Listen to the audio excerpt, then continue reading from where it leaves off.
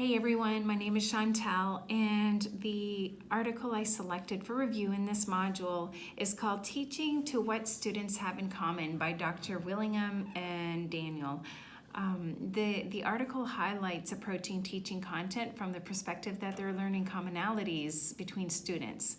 And so it discusses focusing on these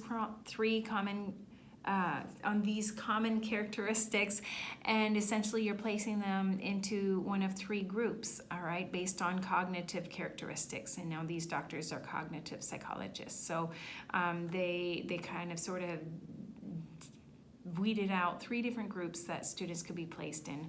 One of the arguments the article highlights is that, you know, how can you maybe still focus on individuality of students when you're placing them in one of three groups.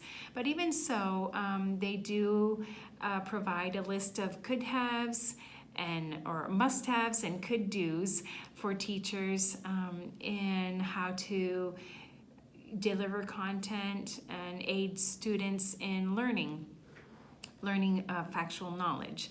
And so when assessing for this article for validity and critiquing this article with a critical thinking frame of mind, at first this article best falls under a practitioner-oriented article category because it provides a sort of guide for teachers.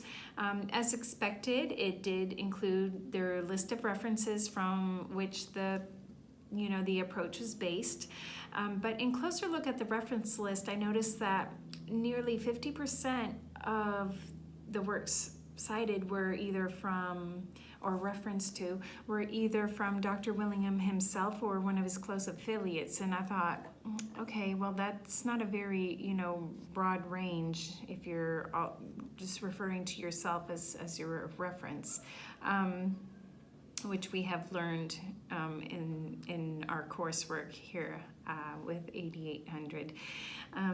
But also the other thing that kind of struck to me as interesting from when assessing the validity of this article is that the underlying theme of this strategy was built upon, was built closely on like a learning styles theory, which we know are questionable in their research. So I would not use this article to guide my practice from an ethical responsibility standpoint, especially from an advanced degree. Empirical research must guide our practice. This article best fits under maybe current trends without solid research background, which honestly surprised me a little because of Dr. Willingham's convincing video of the learning styles don't exist from Module 9.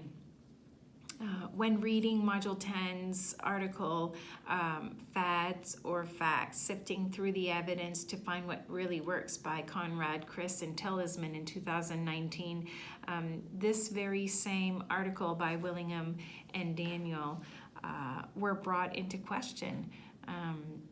And so it just, it's very important to assess the validity of an article. And this one, I would say, ranks on the lower end of things.